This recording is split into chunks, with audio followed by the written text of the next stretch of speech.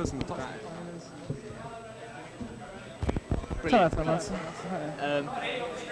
Okay, now hopefully everyone should be able to hear me because the mic has can been you hear me? turned on. Okay, cool. So yeah, as we were saying, there's going to be a lot of contested picks, in particular Maokai, which they banned out, and Ari as well. I know that Molo is by far his most played champion. He's very, very skilled with it, but I know Prof wants it as well. And they might, well, I mean, they can't do this game, but next game when they've got this pick, they might try and leave it unbanned to try and take it away. Yeah, I mean, Maokai is such a contested pick. Both teams' top laners and both of their junglers have played it in recent matches in the Best of the Southwest, in the semi-final rounds, and whilst they've been practicing over the most recent days. We do see Nar being the second ban for Plymouth Drakes, a fairly strong meta champion. Well, it's also Macho's main champion. Well, definitely one of his main champions. And as far as I'm aware, he doesn't have that big a champion pool to go from. So banning him out might be quite a good strategy for them. Yeah, if they are aiming to ban him out, then I imagine that Rumble will probably be the next ban coming out from Plymouth Drakes. We do see Portsmouth White's second ban being Lee Sin. Yeah. He's just been strong in pretty much every single season. I'd also say it's definitely targeted at Kino Combo. I mean, it's one of his most played, as far as I'm aware. As far as I've seen from his games he's played, he's really skilled with it. In fact, I was watching him do the warm-up and he was practicing Lee Sin, practicing his ward kicks. So yeah, it's probably a good ban there. Yeah, looking for those extra special plays. We do see the final ban being Zed. As far as I know, they don't play Zed too much, right? I mean, they have played it occasionally. Sorry. Yeah, so Prof, from what I've seen, he has played a bit of it. I wasn't aware that it was ban-worthy on him, but maybe, I mean, Zed can snowball really hard. If the mid lane is able to win against Molo, then Zed is going to cause massive issues for their team. So, yeah. Probably. And then we do see the final ban from Portsmouth White being Warwick. Since the new kind of jungle change and everything, he's been deemed OP by absolutely everyone. So that's not any real surprise because you don't want the team who has first pick to pick up that Warwick because it could be absolutely devastating. So it'll be interesting to see what they decide to go first, whether they just want to pick a standard sort of banner or they want to pick one of their favourite champions. Corki is definitely a comfort pick for Masai, and yeah, they're going to lock that in first. So they're obviously not willing to let Ches take that pick because Ches also plays it. Yeah, Ches is absolutely diabolical on Corki. He just wrecks havoc with him, so that's a really clever. I'd definitely say the same about Masai. In fact, it was for the people who know me and my team. We played against him in the semi-finals, and his Corki was really, really strong. Yeah, so we do see Plymouth Drakes locking in Nami and Jarvan. So they've got their support and their jungler Jarvan. He's relatively standard. He's. Moving on. Yeah. Moving on back to Portsmouth White, they looks as if they are going to go for that Rumble that I was potentially talking about to stop the enemy team choosing it. Rumble, Pantheon in the jungle, I'm not too keen on him at the moment, to be honest. I mean, yeah, it could potentially be a Pantheon mid, but I wouldn't expect it out of Molo, so I'd say it probably is for the jungle. I've seen Kino play Pantheon jungle before, and he's obviously a good player. He's going to be able to get quite a lot out of the champion. Yeah, he was. I know that he was practicing Pantheon yesterday, when he was doing some practice matches with his team. So maybe he's kind of skilled up on it a bit. He's got a bit of time on that champion, and that has been locked in alongside the Rumble for Plymouth. So moving across, Cogmore rather is being hovered over. He did have a small kind of window during season 4 where he was seen as a really popular kind of hyper carry late game AD champion. At the moment, it's not that strong. I feel like Lucian might be a stronger pick here, especially for the meta. Poppy probably not, unless they're looking to proxy. I would expect. Okay, yeah, that works. So Prof Brian Cox is going to take the Ahri away from Molo. And they're going to most likely be putting Macho on Lulu. Could also go to Hinamori.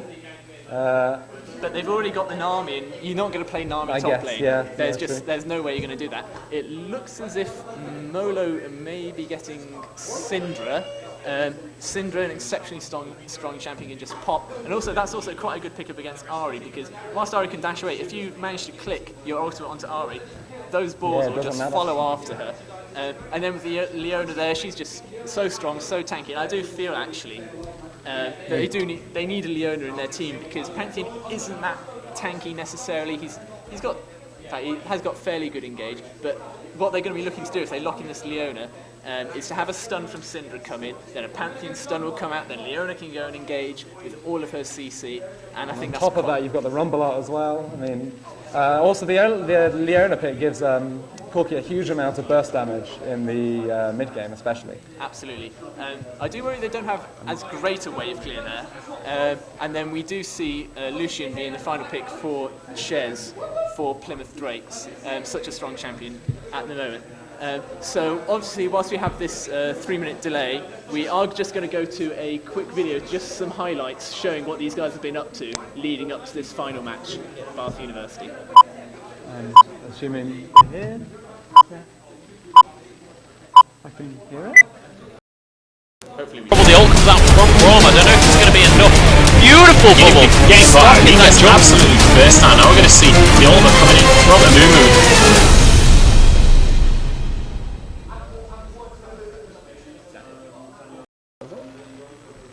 Okay, so we are back to the champs light. So let's talk about kind of lane swaps and team fights right at the very start. Do we think we're going to see any invade in these sort of compositions? I think there is the potential for an invade from Portsmouth. If they maybe take... to do that, they'd probably have to take the stun onto Pantheon. So maybe not. On second thoughts, I'm going to say probably not for either team. I mean, this is they the best need a of few three. skills to really get going. I think around level 3, both teams around level 3 are able to do quite a lot. But level 1, I'm going to say no. I mean, if anything, kind of the team with the Ari and Nami, if you land a charm and then a really good bubble to start off with, then, and if you get a glitter lance as well across 5 members of the enemy team, that's one way where you could have a really strong engage, but that's really, difficult to pull off, and so I don't think that's necessarily going to happen. I think you're right. I mean, in terms of then like mid and late game, when we transition to those sort of areas of the match, which team has a bit, like if we go to a 60-minute game or what have you, which team will have the stronger composition, or which one is going to fall off the quickest when they get to 6-item builds? I'm going to have to say Plymouth probably have it when it gets to late game. Pantheon doesn't scale particularly well. Rumble is, he still does a decent amount of damage, but it's not as good as his mid game spike. Syndra does a lot. Corki doesn't do as much as Lucian, which is quite important, and the supports. I think I prefer Nami in the late game situation. So when it gets to late game, I think Plymouth might have the edge, but they've got to get there. And the mid game in particular, I think of Portsmouth is going to be absolutely huge. I think another really interesting point to pick up on is that if you look, both top laners have gone for a teleport, and obviously that can be a really key factor when you kind of maybe go for a 4-man push or 4-man dive down at the bottom. But Lulu, she can obviously stop Klaus's or Rumble's teleport, whereas Klaus isn't going to be able to stop Matcha on the top lane. Once Lulu starts teleporting, she's going to be going wherever she's teleporting, whether it's a ward, a minion, or kind of unless she is killed. Unless she is killed, but I doubt you're going to TP anyway if you're on such a low amount of health. We do actually see Leona Ruffle Harris. He hasn't gone for the exhaust, he's gone for the ignite. And I imagine they're going to wait for that level 2 engage and just go I would absolutely really hard. So. I mean, because that's what most Leonas kind of LCS, you want to get to that level 2, you want to push the wave as quickly as possible and then engage. And kind of an enemy support such as Nami, who has no real escape abilities unless she lands a really kind of clutch bubble, that could be a dead Nami. Yeah, especially around level 2, level 3. Once they reach level 6, they've obviously got the wave, so they can disengage a lot more easily. And the culling does quite a lot. They can obviously run away with it, so they're able to put some return damage as they do that. Yeah, I mean, the thing is, with the Hinamori on Nami in the semi-finals, she was playing on Morgana, I believe it was, and she landed binding after binding. It was so on point. And if she's able to do that with her bubbles in this match, I think that could potentially win Drake's game, because she's such a good support, and just meeting the guys early and stuff, I think she's probably the most level-headed among the Drake's team, and so I hope that she's going to be the shot caller, she's going to keep them calm, not too overhyped. Drake's has drinking 5 cans of Red Bull, so he's going to be on edge. They could go completely on tilt if it all goes wrong at the very start. So we are loading up. We do have a relatively good array of skins that they are using. and as you can see by the borders, they are all really highly ranked. Yeah, unfortunately, Plymouth can't quite top the 5 diamond lineup from Portsmouth. No, I mean, both of these teams do compete in the Newell. They actually haven't had too good a record recently in the Newell. Plymouth Drakes, they beat Anglia Ruskin, and then they lost against Aberystwyth, and then they lost against a team from Bournemouth University. Portsmouth White, similarly, they lost against Greenwich Gamers, they lost against a team from Cardiff, and then they also lost against a Staffordshire University. So they are going to be looking to try and make a comeback. I have seen it in their scrims previously.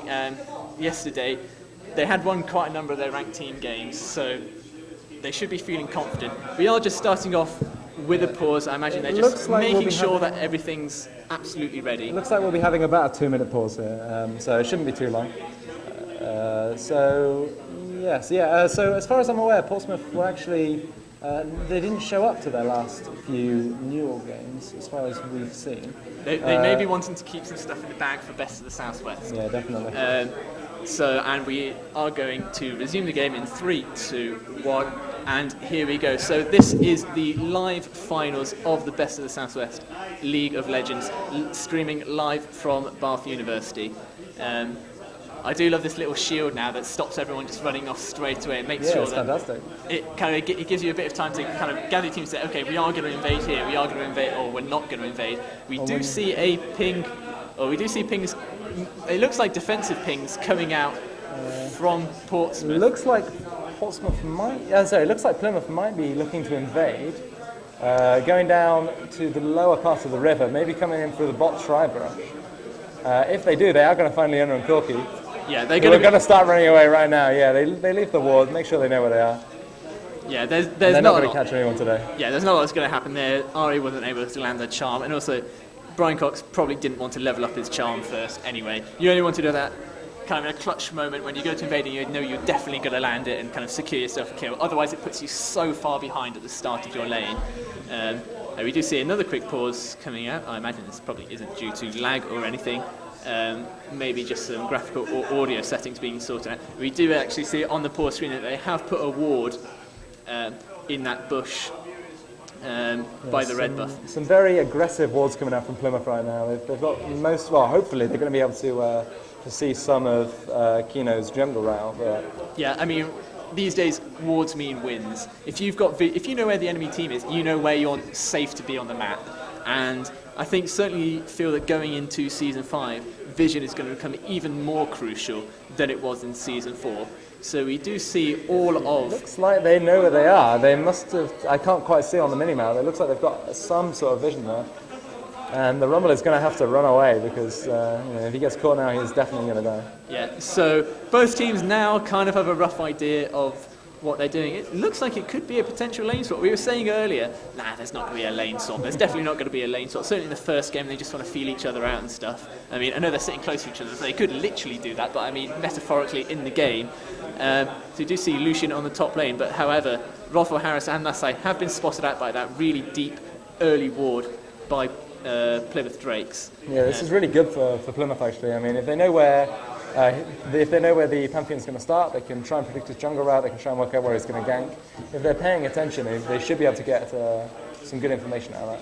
Absolutely. And I mean, probably Lulu is going to have a slightly easier time in a 2-on-1 situation. I mean, Rumble does have his harpoon, so he can still farm up a bit, but it's not going to be as effective. So Lulu should be able to hold her own better, should be able to come out better from this lane trade. However, it is just currently Nami on her own as Lucian is joining the lane.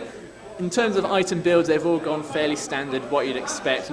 Lulu with the crystalline flask, she'll be able to sustain in lane even longer. Oh, Brian Cox is caught out in the middle, stunned, and the ignite is going to take him. Sorry, that was the ignite from Nolo and red buff from Pantheon there. Yeah. Great damage over time. They were able to take him down. It was a really good gank. Yeah, that was a really good gank by Portsmouth White. Portsmouth White, I probably think. Oh wow! Dexter Ronald Harris wandering into the jungle, trying to catch out the Javan. Here comes Kino. Macho's going to be caught out, and he is locked up by Molo and is dead.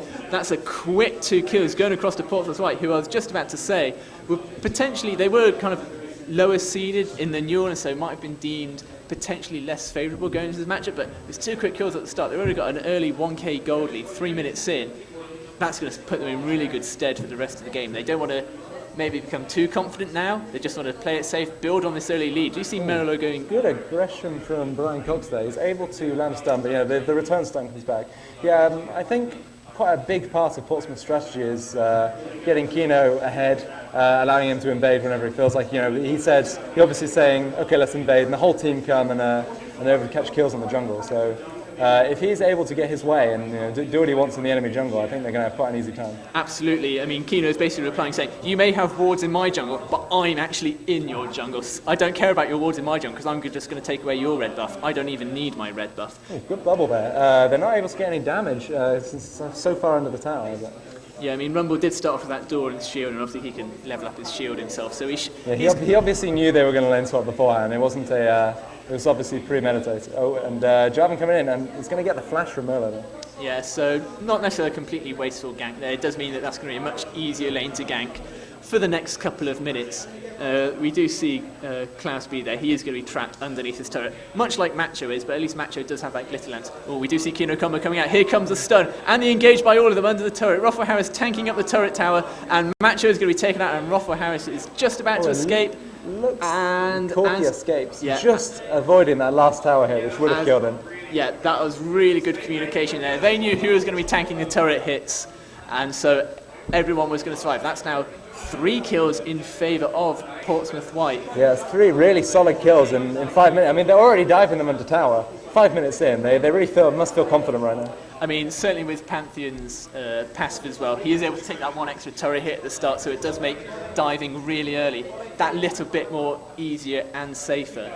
I imagine that probably this top lane turret is going to go down first. Klaus, he's holding his own in terms of the farm. In fact, when looking at the farm, Syndra in the mid lane is almost 10 CS, or it is more than 10 CS, ahead of Ari, and that will really help out their team. I mean, they're just extending their gold lead further and further. It's 1.5k gold lead. Oh, Dexter Morgan's coming in. There's no flash for Molo. Does stand up Professor Brian Cox. Kino Combo comes in. Maybe able to finish off Brian Cox here, and he does. And Molo is probably going to die to the Ignite, and Dexter Morgan is going to have to hightail it out of there because he's not going to be able to compete with Kino Combo. It looks as if Kino Combo was mainly tempted to go in there. He did have his passive up and would have been able to block a turret hit, but he thought, nah, I'm going to consolidate my win there. Kill for a kill on the mid laners.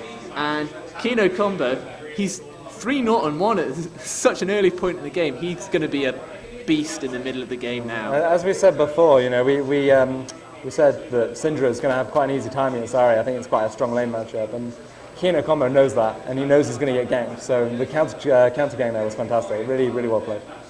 Yeah, we do see some pressure being put from Plymouth Drakes onto this bottom turret now.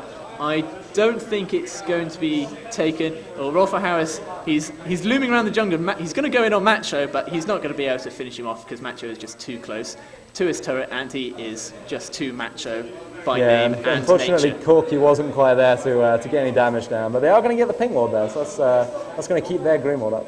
Yeah, it's certainly going to make Macho feel a little bit more nervous because he's already been tower dived at such an early point in the game. Tower dives are only going to get easier and easier as the game goes on, and as Kino Combo gets more and more kills.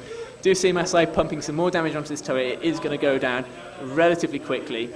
Macho hitting level 4, but you can see Macho in a 2v1 lane-up, he's already kind of a level behind essentially. He's only just keeping level, and that's not really what you want to be happening in those sort of situations. Mid laners have both hit level 6. Luckily, Ari's been able to catch up with CS a little bit. He's not quite looking at that 10 CS deficit as he was before. As with the ADCs, though, the Lucian is actually starting to pull ahead.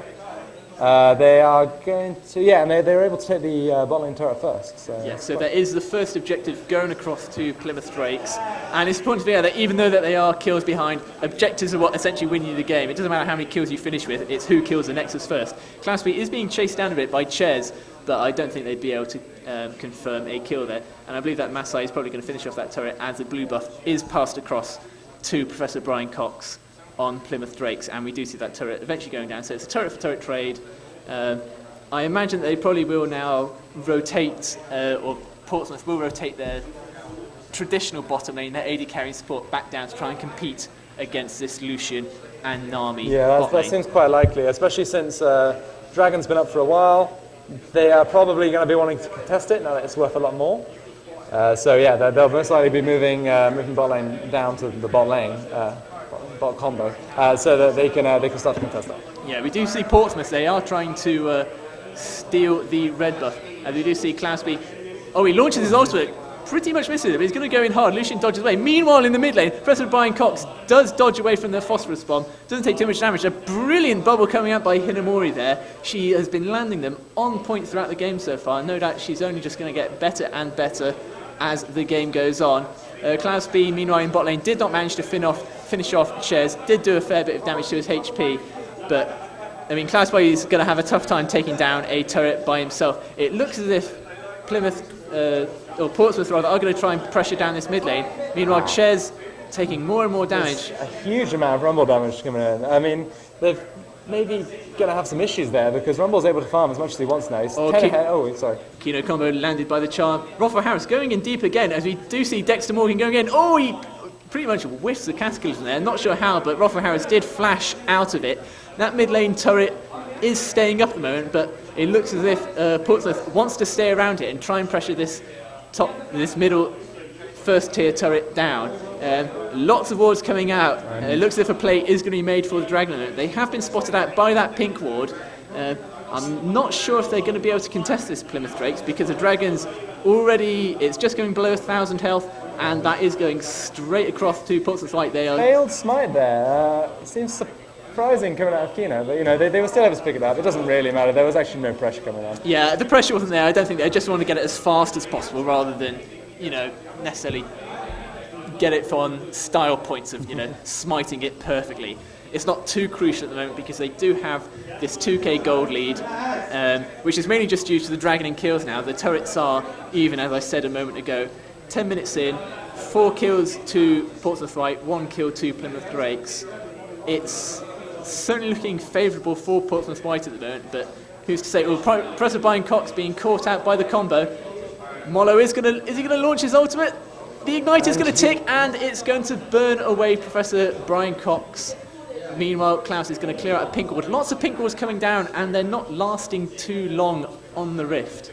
And that's really good control of the vision by both teams there, admittedly. But that does mean it's going to be 5 kills now for Portsmouth. And we do see the bot lane, or we do see Rotho House engaging hard on Ches, and Masai is going to follow up, but I don't quite think they have the damage because the turret is still there, and Rotho House isn't quite tanky enough yet to take lots of hits from that turret.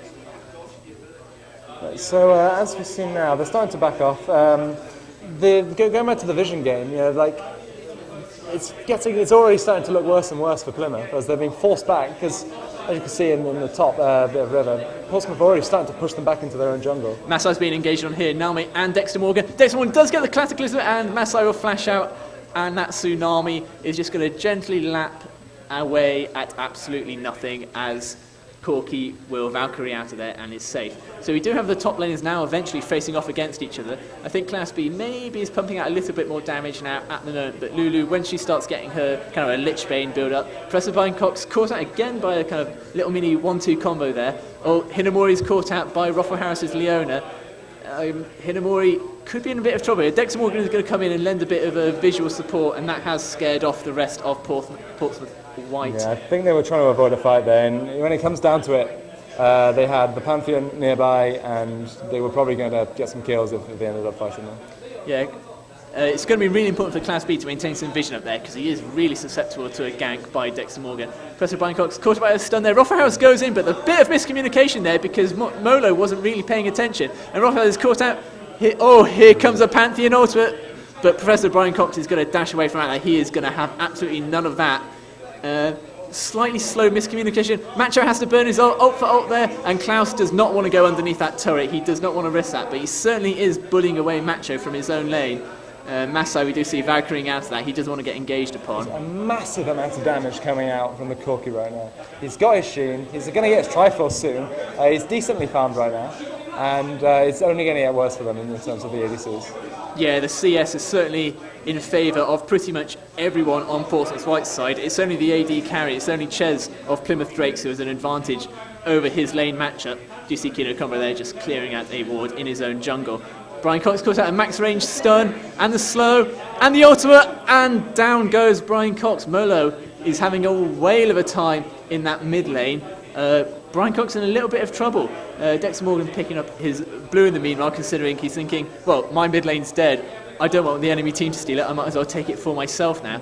Gold lead ever increasing for Portsmouth White. They're looking really strong in this first game. Ches is going to chase down after Molo, but it doesn't quite have the damage or the will really to follow up yet. And Molo is going to back in.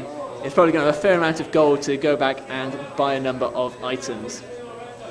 Dragon, I believe, is going to be coming up soon, so both teams... we're 2 minutes away right now, and I think the fact that mid lane is so far ahead right now, and I mean, Molo seems to be really on form today. He's hit pretty much every stun.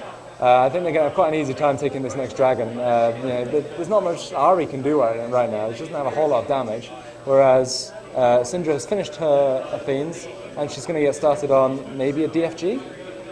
Potentially. I mean, I really feel that for Plymouth Drakes now, they're going to have to try and hold on to their own objectives now, not give up any kills, and take at least a turret or two. Take preferably the mid lane turret, because that's always the most valuable, and that will somehow maybe get them a bit more into the game, because at the moment they're just being pushed further and further towards their own base. They're losing more and more of their jungle to Kino combo, who, whilst he hasn't picked any kills up in the last couple of minutes, those 3 early kills he got has really put him in good stead. He's got his red buff and he's just clearing out his own jungle, and I imagine that they will now try and make a bit of a warding play around Dragon. 54 seconds until that comes up. Both top laners do have their teleport up, and that will no doubt become a factor when both teams make that call to go for that objective. Obviously in the new patch, Dragon or consecutive Dragons becoming more and more important. Masai is going to back with 35 seconds till Dragon. I imagine that everyone's going to go back to base, buy what they can, and then a team fight will happen at Dragon when it spawns. Yeah, most likely. I mean, as far as I'm concerned right now, Plymouth are probably going to be trying to avoid a team fight as much as possible. I mean, they might have to give up the Dragon if... the Rumble's either going to split push or head down now. Probably continue split pushing since he's having quite an easy time against the Lulu. He's got decent... Oh, nice stun. The damage coming out on Hinamori there, just from a single stun, landed by Molo. Yeah, like I said before, Molo's been so good at landing his stuns. He's got the ward on the other side, and he's just going to, he's stunning 2 people at once. He's doing whatever he wants. Yeah, I really feel that Plymouth Drakes are going to have to land a bubble, a charm, and then maybe a cataclysm onto Molo to lock him up and take him out of the fight instantly. Because if he's not taken out of the team fight within 3 or 4 seconds, he's going to pump out so much damage that there's nothing that Plymouth Drakes will be able to do about it. And while we were talking about that, the Dragon was cleaned up pretty quickly by the 3-man support ADC jungle right there. I mean, no contest, no nothing. They just left it. Yeah, I mean, the one thing that Plymouth Drakes do have going for them is that, maybe in 10-15 minutes more time when it comes to the sieging stage of the game, they do a slightly better wave clear. You've got Ari, you've got Lulu, Lucian as well, to a lesser extent. He can pop his culling if he wants to clear an individual wave. Whereas when you look at Portsmouth White, they're going to struggle a bit more to clear waves. Okay, they do have Corky's missiles, but aside from that, it's not necessarily brilliant wave clear, or it's not safe wave clear in my opinion anyway. We do see Corky, he's going to be taking his own taking his own jungle now, because Kino Combo is so far ahead. He's like, yeah, don't worry mate, I don't need it. Yeah, we started seeing this a little while ago. Jungle's starting to pass off some more farm to the ADC. It's going to get in the head quicker, because at the moment, the one place in the map where Plymouth are ahead in farm is the bot lane, where Ches has overtaken Corky by 22 CS, so he's going to be looking to pick up a few more jungle creeps, try and catch up. Yeah, I mean, arguably top lane has 4 extra CS, but that's neither here nor there really when you're hitting the 18-20 minute mark. It looks like Portsmouth may be trying to bait a fight here. I don't think too much is going to happen. They just want to get that turret and maybe push down this bottom lane. Hinamori's just clearing out a pink wall. She's not going to be able to help her team out and defend this second tier turret. Obviously in the new patch you do gain a bit of a shield of the defending team on the second tier turret, which does help out in siege situations. Dexter Morgan caught out by Keenan Combo on his own, and it looks as if Keenan Combo could have 1v1'd him if Dexter Morgan didn't get out of there pretty sharpish. It looks like as it is, they're going to be swapping this bot tier 2 for the top tier 1. If Lulu can push it down in time, I mean, the pushing power of all 5 people is going to be massive. Yeah, I'm not sure. I mean, obviously the minion wave, it's going to take a couple more seconds to get here. I imagine that I imagine that Lulu will be able to get that, but I'm not sure if this is going to be worth it. I mean, but then again, as I said, Plymouth do have better wave clear, so those minions aren't going to last that long at the moment. You do see that every single member of Portsmouth is trying to pump as much damage they can onto that turret. I mean, at the moment, the Pantheon's so scary, they can't even clear the wave. Pantheon was just sitting there hitting the turret, and they know, Nami knows especially, if they come forward, they're just going to get killed. Yeah, and here comes a rotation. They're saying, okay, enemy blue buff's up, we're going to take that, we're not going to allow that Ari to get it, and a blue buff is really useful on Ari. Has been given across to Molo and a Syndra. He's going to be pumping out so much damage. Dexter Morgan caught up by a max range stun, disengaged, coming out by the Tsunami, and there's not going to be a kill there. A lot of damage put down onto Dexter Morgan. He's going to have to go back to base, and we do see Ari diving in. Klaus B taking low. Molo caught out by the charm. He's going to flash away as well, and it looks as if they're going to call it quits. And they do see that ward there, and yeah, I think they're all nil there. I think they're both quite happy to be escaping with their lives. It was a really nice charm from the Ari, but they weren't able to capitalise on it. I mean, his Q was on cooldown. He couldn't actually get the damage out. Yeah, the gold lead has been decreased a bit. It's only 3k, less than 3k gold between the teams now. Professor Brian Cox caught up by Molo. He's going to be in trouble. Ignite has been placed on Brian Cox. Is he going to escape? The minions are going to spot him. Flash is burned. Oh, Molo's going to be caught in trouble now. Mori does miss one of her charms. Here comes the exhaust. Ari, and the support is going to pick up that kill. I think that is going to be worthwhile. Macho is going to be caught up in the mid lane though, so that's a kill for a kill. That's probably worthwhile. Top laner for a mid laner. And they are going to be pushing now. Yeah, that was a really nice turnaround from Kino. Obviously, they couldn't do anything to help Molo out. He was too far gone. But they were able to pick up an extra kill on the Macho though. I really do feel that Plymouth Drakes can still win a team fight, but they've got to land their skill shots on point. We do that mid lane second tier turret going down. That's even more gold. So it has extended the lead back to about where it was. And they're going to steal. Portsmouth are going to steal Plymouth's red buff as well. There's just no buffs going across to Portsmouth. Oh, Ches has been caught out there. He's going to struggle. Brilliant ultimate by Rumble there. Oh, it's devastation coming out by the Corki. President Brian Cox is getting out of there. Flash is burned by Macho as well. And I think now that Portsmouth are going to consolidate that really successful team fight there. They got the red buff, they got 2 kills, and they think, Worth, let's get out of here. In fact, I'm not so sure. Molo's like, in fact, hang on a sec, guys. I'm just going to kill Professor Brian Cox before we leave. Kino Combo is solo, though, as well as Masai. But it looks like they are going to try and make a push. Right now. That fight seemed oh wow, very good bubble by Hinamori there. Yeah, that fight seemed quite strange, because, I mean, Lucian just dived like he was a tank. He ran straight into the middle, then realised, oh god, no, I'm in the wrong place, and flashed out, but by that point he was already dead. Corky got so much damage. Wait a second, I'm not Malphite, I'm Lucian. That's a horrible mistake to make. Kino Combo, they're picking up every single camp of Plymouth's jungle. They're just starving them of gold, really. There's not a huge amount they can do. Dragon is going to be up in 20 seconds. I'd advise that Kino Combo would probably going to have to go back. They're going to throw out the That's maybe, well, definitely wasted. Usually I do sing Hinamori's praises with her skill shots. That's a bit of a wasted ultimate there, considering that Dragon is going to be up in 5 seconds' time. And Portsmouth know it, and they've put down that pink ward.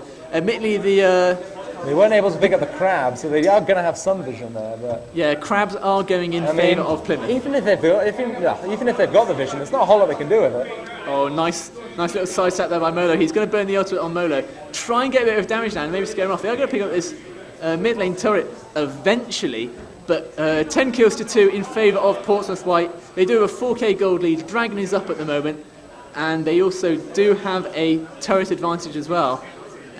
Bot lane is being pushed in favour of Plymouth Drakes though, but I don't think that Portsmouth are too bothered about it. They are spotted by a ward there. Are they going to make a play for Baron? It's going to be a 22-minute Baron. That's going to be ballsy, but when you've got the lead, why not? Doesn't look like it. And they are most likely going to catch Macho there. Macho's caught out. Masai dives in. Macho's going to have to burn his ultimate. Oh, Ches is caught out by a stun. And the Rumble ultimate.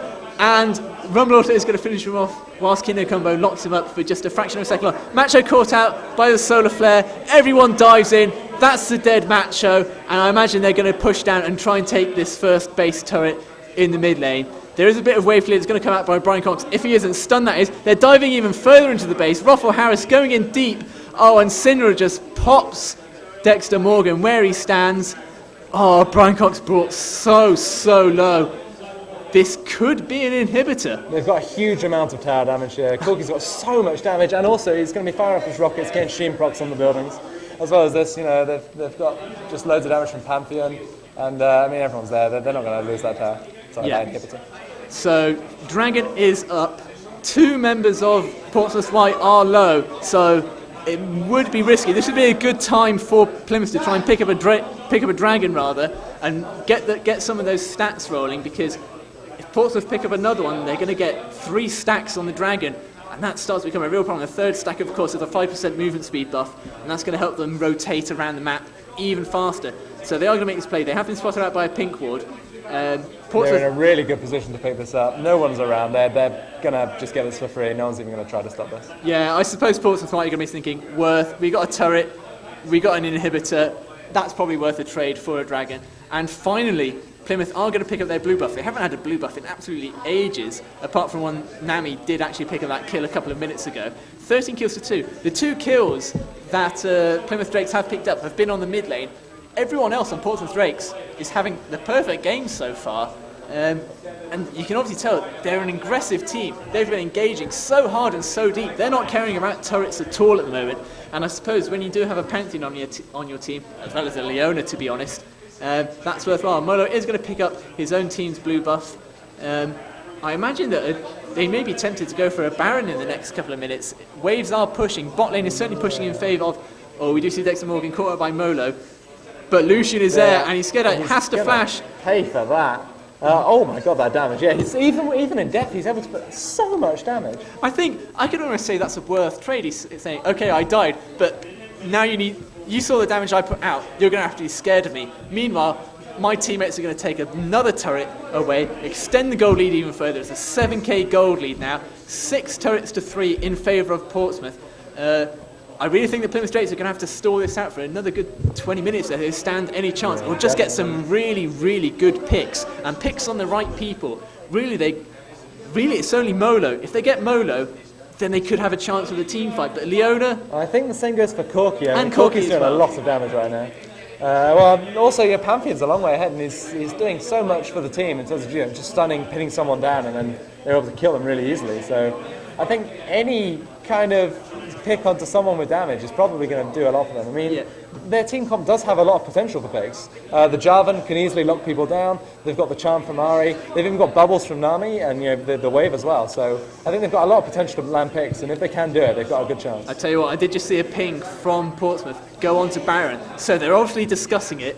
They're thinking about it. Top lane is pushing in their favour, but they may just want to try and siege out this bottom lane turret and maybe make a play on the bottom lane inhibitor. If they get a pick off here, this could spell doom for Plymouth Drakes.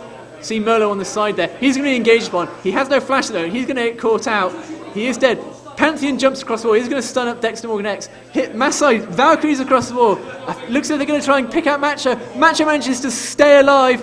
Rafa Harris, he's going to stay alive. He engages it onto Dexter Morgan X. It's just going so wrong. It's going so wrong for Plymouth Drakes now.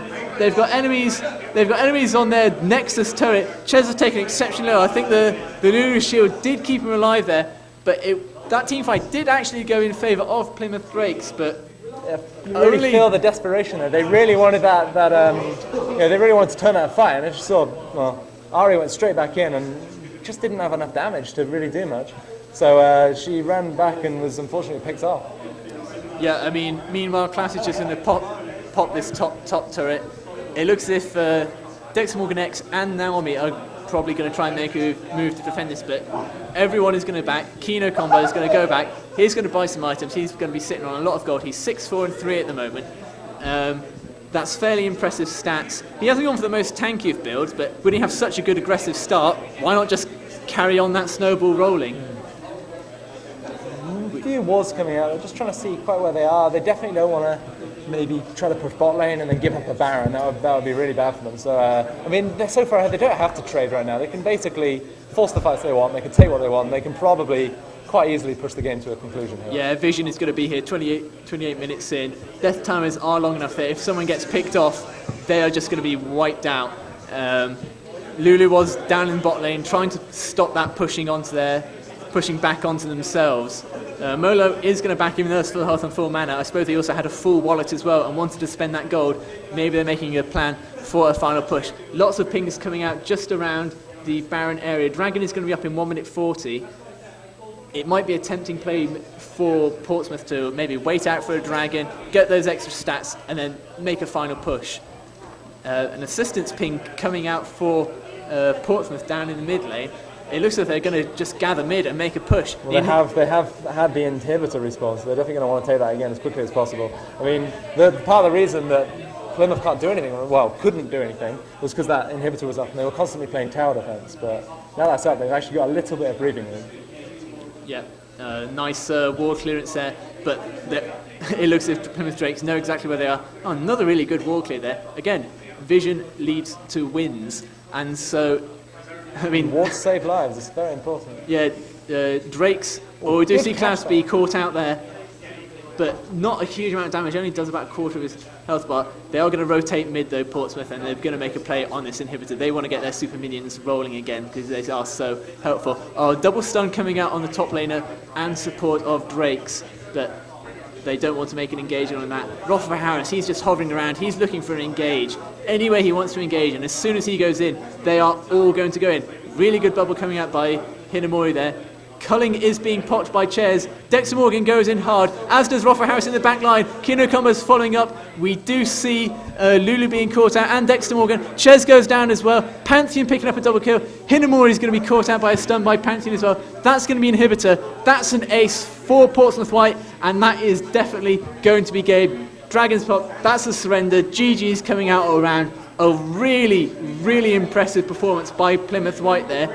Coming into this game, Portsmouth White, really strong. Probably coming into this game, maybe considered underdogs a bit. They didn't have as high seeding in the Newell, but they're showing they are definitely strong contenders into the next match. This is, of course, a best of 3. Obviously, the players, they're going to take a rest break. Some have been drinking a lot of Red Bull, but we are going to go across to our analysis desk now, and they're going to break down what happened during that match. Take it away, guys. Hello. Hi. My name is Andy, and I'm from Cardiff University, and I'm joined with my friend here. Hi, I'm Dan. I'm from Bath University. Play for No Bads Allowed, mostly support. And we're going to be running through Game 1 of Portsmouth versus Plymouth. And so we're going to go through quickly the picks and bans. So on Portsmouth side, they had Rumble, Pantheon, Syndra, Corky, and Leona. And from my perspective, I thought that was quite a heavy team fight comp. What did you think? Yeah, well, they have a very strong early game. I mean, it obviously looked like they were going for sort of early invade, heavy pressure sort of style, which they did. Plymouth didn't really have much to deal with it. They were running Lulu in top lane, Jarvan, jungle, Ari, mid lane, Lucian, Nami. Decent early game, but with the likes of Lulu, she needs a bit of gold, a bit of items to get rolling. Yeah, I mean, I definitely agree with you that they were looking for a lot of early pressure, and by doing that early lane swap, I was initially pretty confused because I figured that they had, in bot lane, they had a much stronger matchup with Corky and Leona, and in the mid lane, they had a much stronger matchup with Syndra and Ari, so I was a bit confused with the lane swap, but then when I realised with the level 2 gank mid with Panth, that was a really good way to utilise that early pressure, as well as using their bot lane at the top side to then take the red buff. So they utilised that early pressure really well. I think the Leona was a very good pick for what they were going to do. Yes. I mean, Pantheon, Leona, the CC in the invade just won them that invade alone. And Pantheon, Leona, Corky all have loads of damage early game and pretty much just forced Plymouth out of their own jungle. Yeah, it was a very good utilisation of the early game. Now, I thought that Plymouth definitely scaled better into the late game because I felt as though Syndra is very weak against champions like Jarvan, and with later in the game, Ari's mobility would have been very useful, and they had a good disengage comp with Lulu and Nami to be able to avoid those hard engaged team fights, but they picked poor fights and they didn't make quite the right decisions, and Portsmouth did a very good job of maintaining that early pressure once they started it, because I think they camped that Lulu pretty hard in the early game.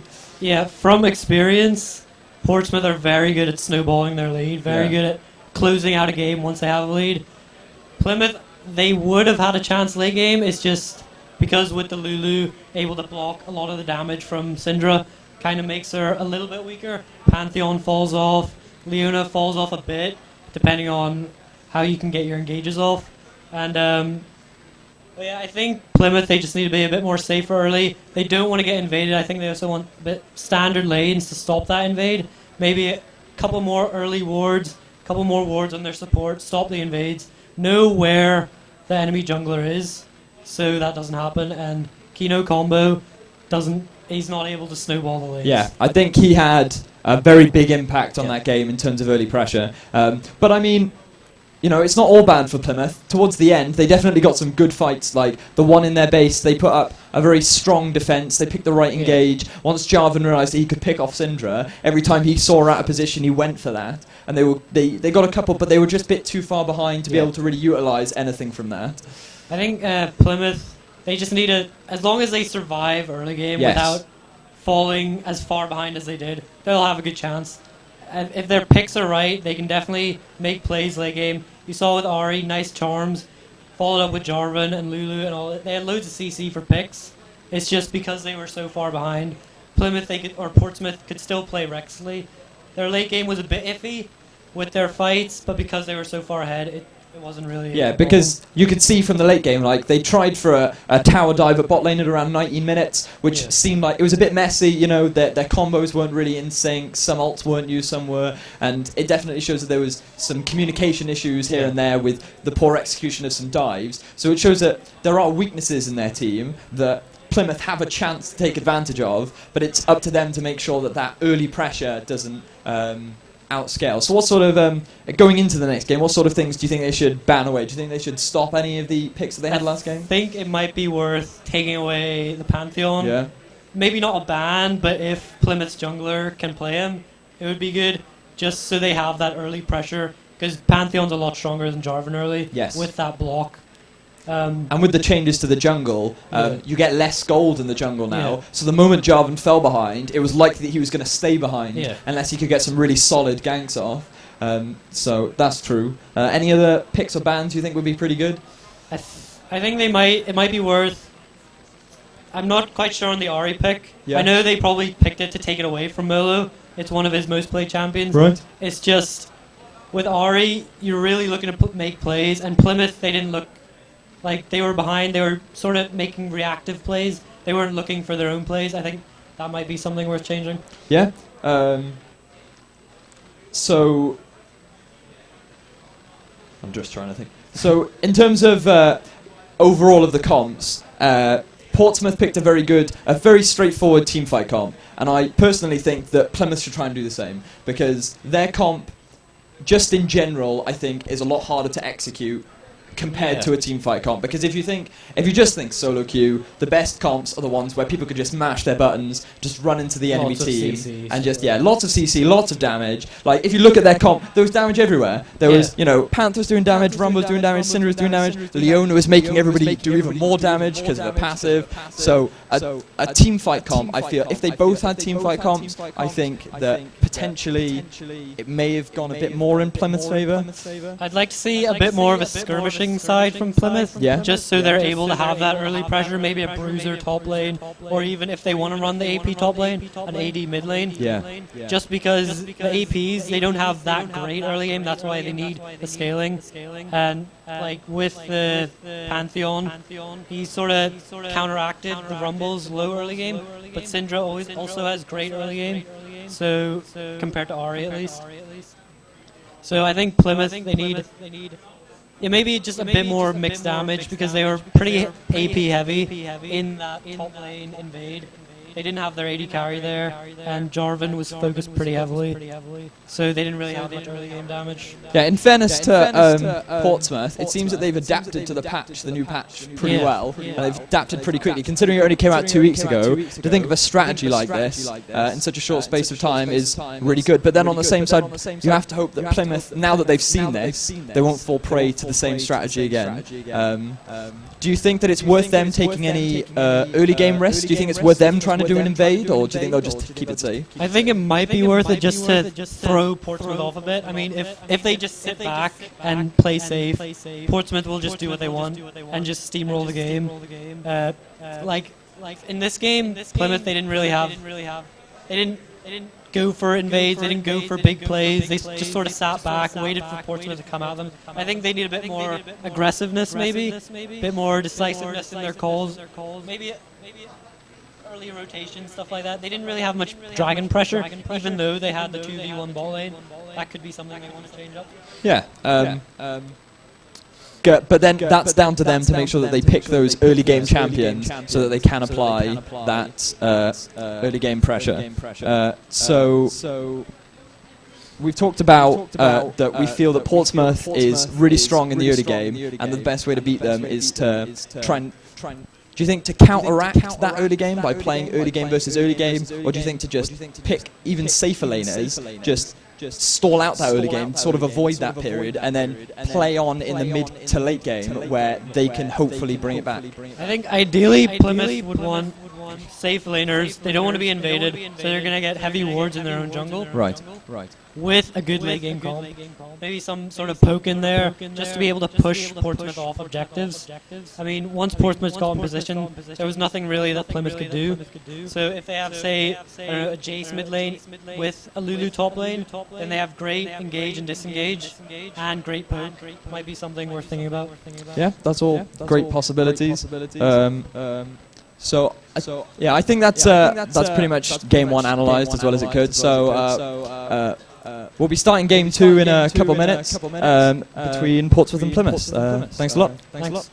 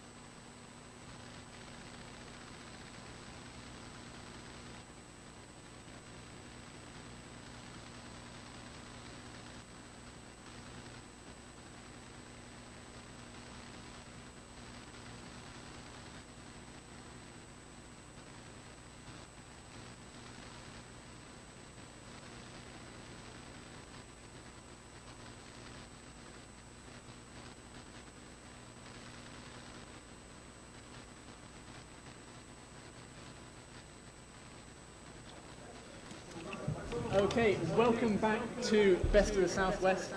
This is our final between Plymouth Drakes and Portsmouth White. We are going to be going straight into game number 2. So if the players would like to start the game, and we'll go straight into Champion Select.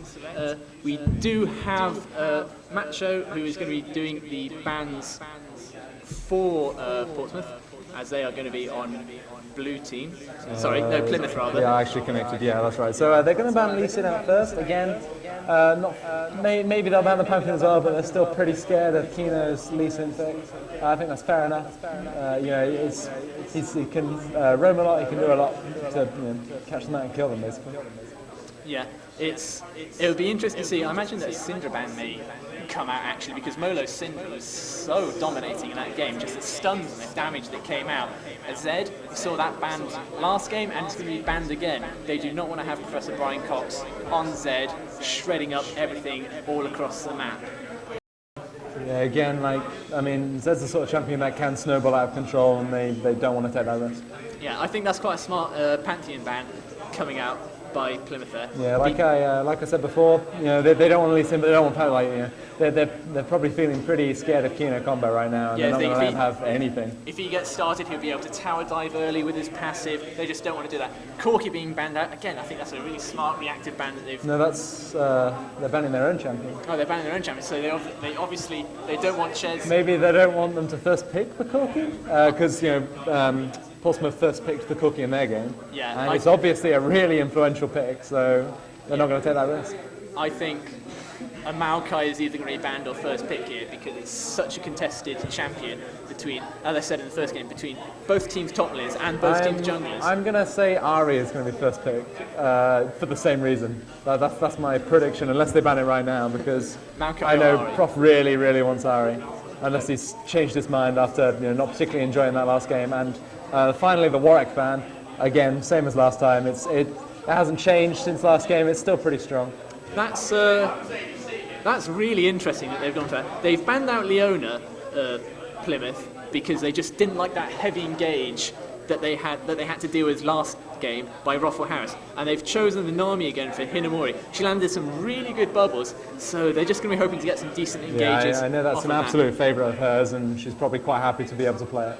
It looks as if Kino Combo is potentially going to take away Jarvan away from Dexter Morgan. Dexter Morgan played it last game. He was relatively successful, but there was so much manoeuvrability in Plymouth Drake's side that the Catechisms just weren't being as effective as you'd hope them to be.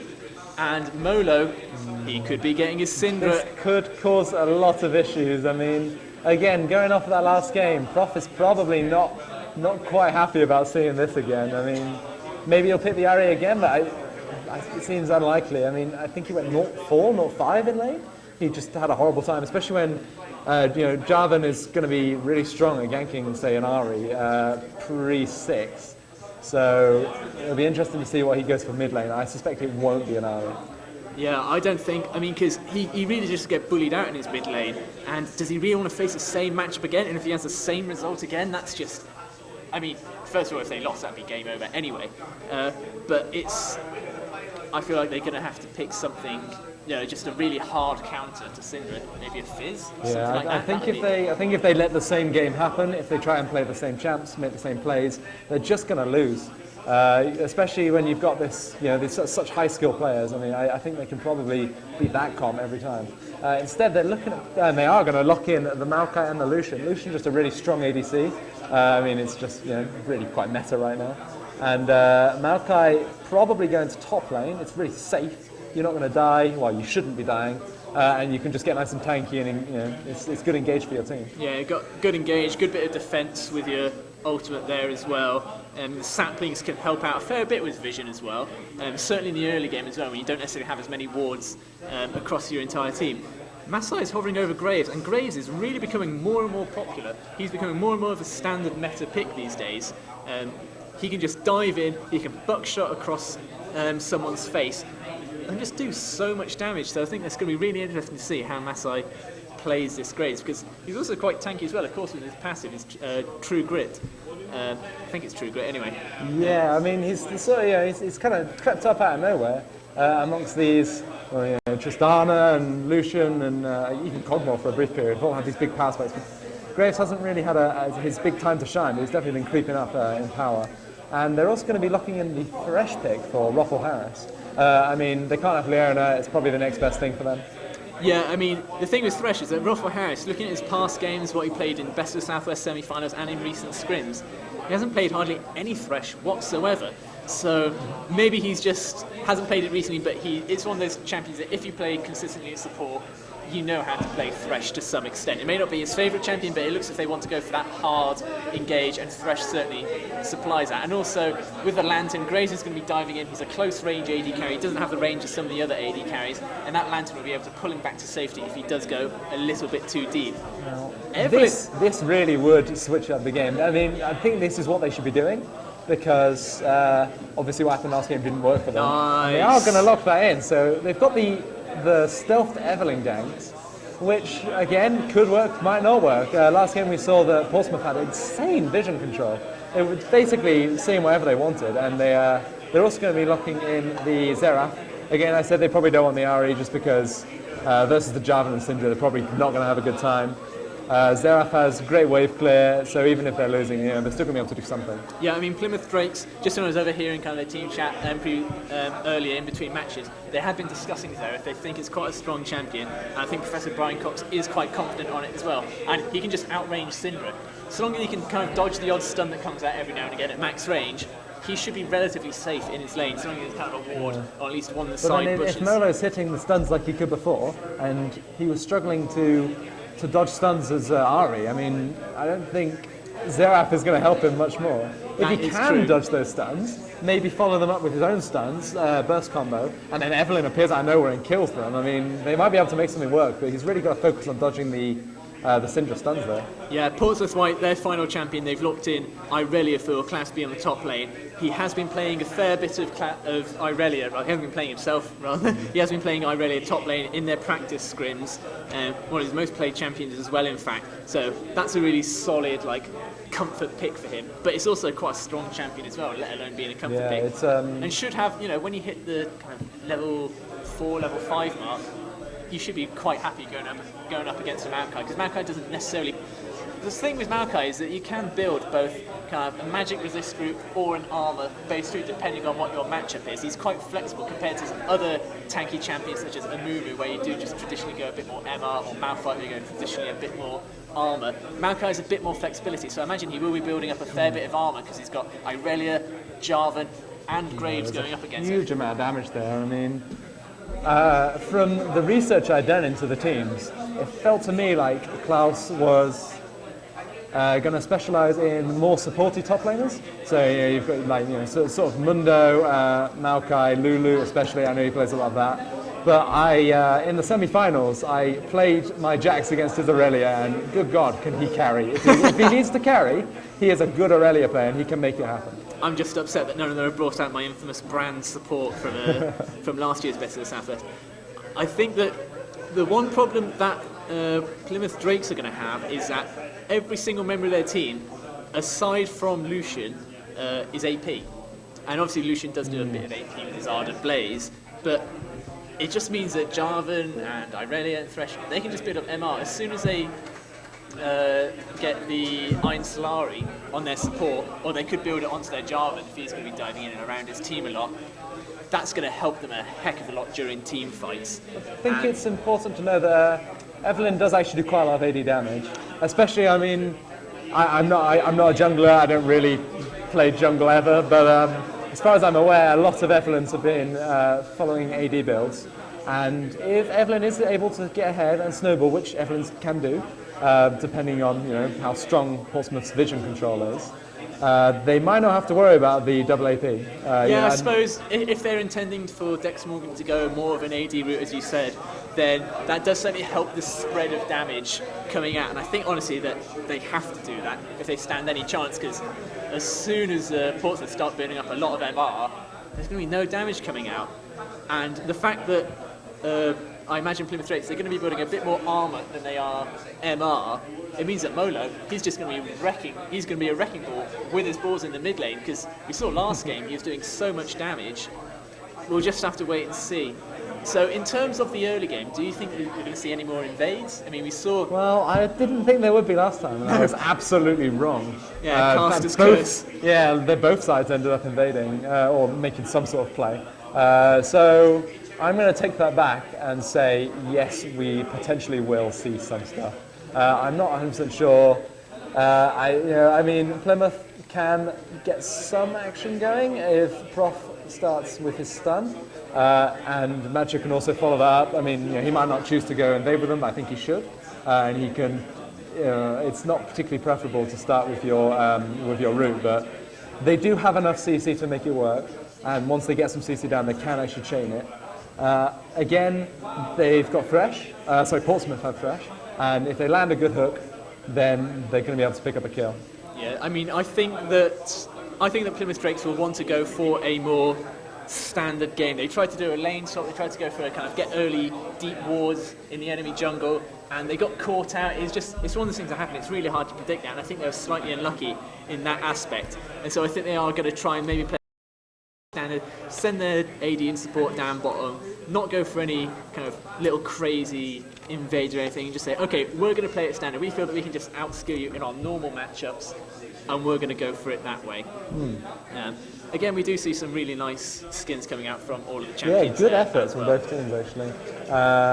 In particular, Championship Fresh, good skin, I like that. Not so sure about Totemic Maokai. I think that's probably one of the weaker skins on the teams there. I mean, also, another important thing to point out is that whilst both top laners do have a teleport again, is that both can kind of basically stop the enemy's teleport. Definitely. So when it comes to dragon fights, that'll be really important.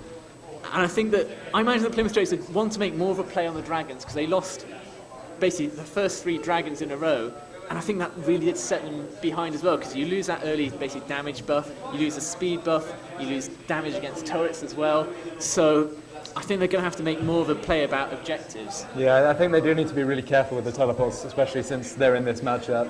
I mean, you can cause massive issues for your team, because you're not just not showing up to the fight, but you're baiting them into a fight that they can't win.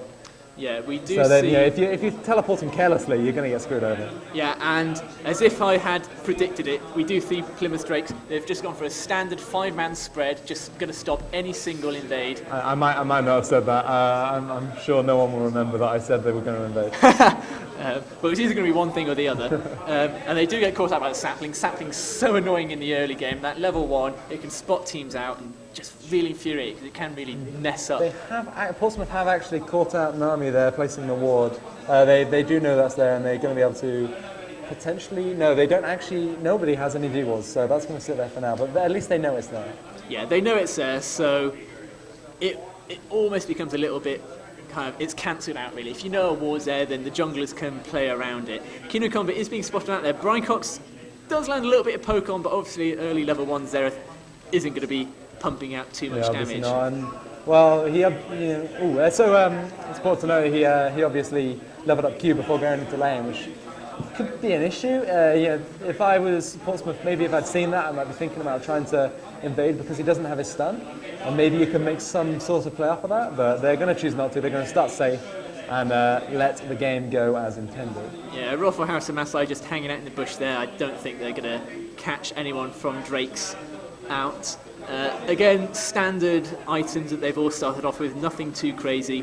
I really think that Plymouth just want to play this as a normal game. Nothing too flashy, nothing too fancy. They just want to win this in a good, solid, old-fashioned, standard meta way.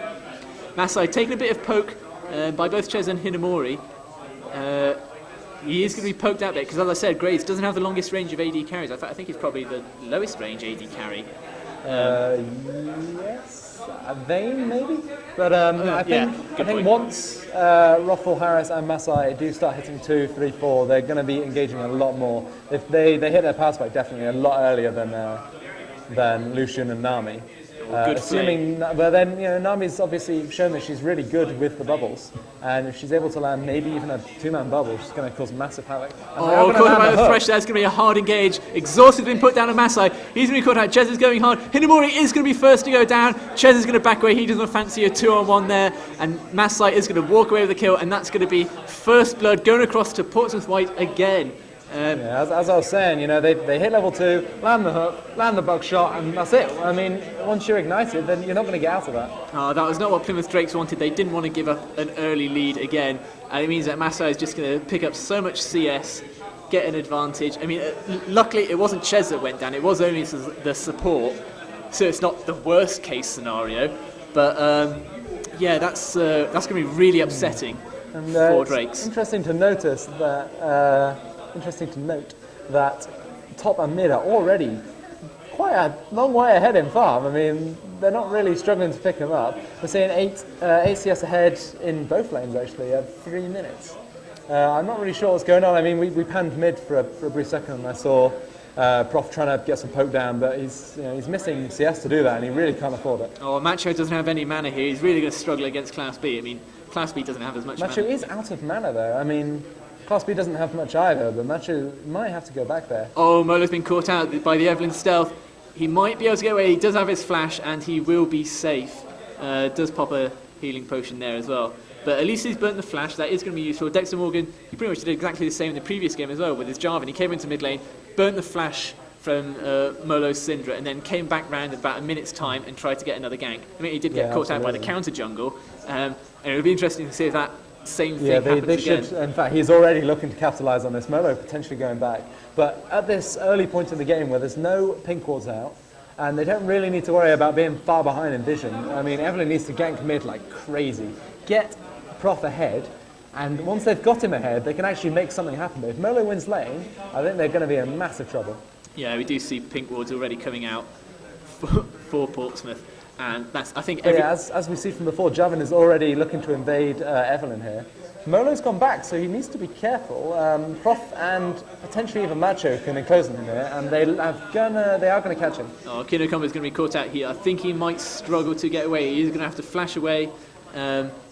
And Maokai didn't really make a move down. He may have been able to help out and lock up that kill, but... Yeah, he didn't... Well, actually, right now he has absolutely zero mana. It was I suppose. Kind of reckless that Kino went in by himself, especially he basically waited for Molo to go back and then went in by himself. And if he had the second person there, maybe he'd be invaded now, when Molo's back in lane. They might have been able to get something out of that. Yeah, but if you're coming off a really confident first game, why not carry on that confidence? You don't want to be too greedy, but... he's certainly going to be feeling pretty good at the moment. Macho, he just wants to pick up the CS even though he's so low on mana, and because he doesn't have the mana, it's going to make it even harder for him to pick up that CS, and he is falling pretty far behind. He's 14 CS behind, whereas Klaus B, he's got the mana. He's just using too much mana to not die, and it's really costing him a lot of fun. He's able to knock him onto tower here. He's going to get some good damage there. That was really well played. Yeah, there's a nice little arcane smash there to get a turret hit down. But he's got no mana, so he can't follow up. I mean, if he had mana now, he could maybe engage on him, try and get some damage, and potentially even kill him, but he just can't do anything. He probably needs to go back, spend his spend his money, get some items, then maybe he can make something happen there. Yeah, I think if he had been at full mana, he probably would have gone in on that, but without the mana, you're not going to get a kill, certainly as a Maokai, because your auto attacks just don't hit that hard enough, certainly when you're only level 6. We do see... It seems to be pretty even in the bot lane and the CS. Yeah, after that level 2 kill, it's gone back to being quiet. They do need to be careful now because, especially once you've got Nami at level 6, I think the power level is a lot more comparable. I think probably Graves still has the advantage in this matchup. And stealing CS with the hook, that's not what you do. Bad manners. Yeah, I think Graves probably still has the matchup, but with the right engage, with the right bubble especially, the bot lane for Plymouth could probably get some kills out of this. Hidamori's in a really dangerous position there. I felt like a hook could have landed onto her, and I think that would have spelt death because she's so squishy at the moment. As I said, CS is maybe slightly in favour of Portsmouth because Thresh has picked up 8 kills because he has picked up the Relic Shield, so he's going to be auto-attacking and building up a little bit more extra gold. Gold lead, about 1.5k in favour of Portsmouth White, and I think that's simply just due to that first blood and a slight CS lead. The jungler does have an advantage. The CS lead, they're fighting. Ches is going to go hard on Rafa Harris, and really nice bubble there, but they don't want to follow it up. Not able to do a whole lot. Ches is kind of low on mana. They don't really have the skills, and they do need to be careful. They don't actually know where Jarvan is right now. And if Jarvan suddenly appears because they don't have River warded, then they're going to die. I think that was Well, I mean, he wasn't there, and they maybe would have been okay to do it, but they do have they were right to be cautious. Yeah, he did see Lucian. But Going back to the CS from what you said earlier, the CS difference is actually quite a big issue.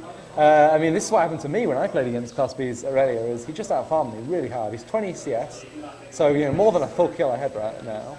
And again, in mid lane, he's 17 CS ahead.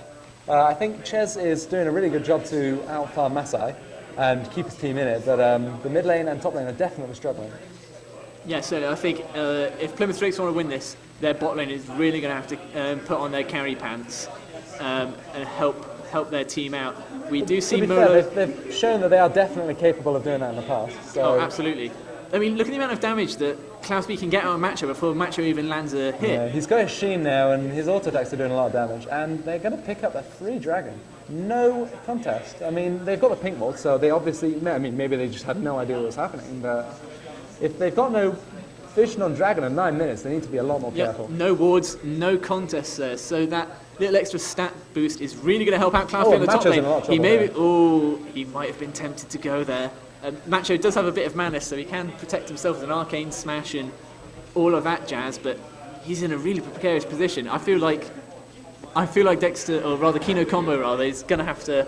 He can probably leave the bot lane. They'll just trade for trade. They'll go even, and he wants to focus on that mid lane and top lane and get them rolling. Yeah, I think if he, he's low HP right now, but I think if he starts ganking top, it's easy kills. It's easy picking. Aurelia's mid game is like one of the strongest in the entire game, and she's hitting level 8. She's about to hit level 9, and she's diving on him again. Every chance she gets, she's going to jump on him, get damage out, back off. And there's not really much you can do about it. Yeah, Aurelia is basically saying, anytime you want to come in and get a CS, I'm going to put damage on you. Yeah, and it's really showing because he's currently 28 CS behind. And he's, since I last looked about a minute ago, he's lost another 10 CS. They're falling very, very slowly behind. Molo does miss out on the stun there, as does Professor Brian Cox. They're just so tanky. I mean, the damage, the abilities are doing. Oh, they're not hitting, are they? No. So it's a bit of a little Ches. Good dodge from the hook there. Yeah, that would have been a really nice hook. Would have been a kill, definitely.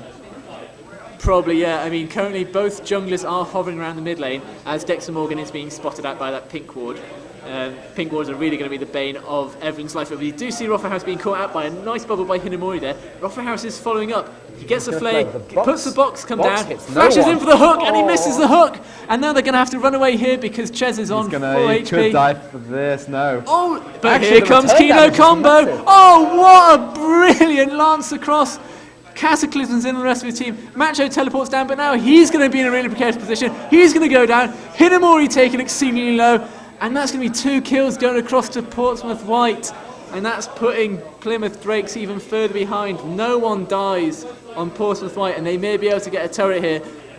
Molo is going to also clear that pink ward as well. A fantastic turnaround from Portsmouth White. They knew it seemed awful because Fresh jumps in, he missed his hook, he's already missed his box, and then suddenly the TP comes in, and Aurelia, who is farmed and ahead and ready to kill people, just appears and starts putting down damage. Jarvan appears, they're stuck in the Cataclysm, there's nothing they can do about it. He's like, a wild Jarvan appears, and he just Cataclysms the entire bot lane. And right now, they've got the burst damage from Graves, and it's really, really doing a lot of damage. Yeah, I mean, I was saying it, when Graves gets up in your face and does a buckshot, lands all 3 of those buckshots in your face, pumps out so much damage. It's currently 3 kills to 0 in favour of Portsmouth White. They have about essentially a 3k gold lead.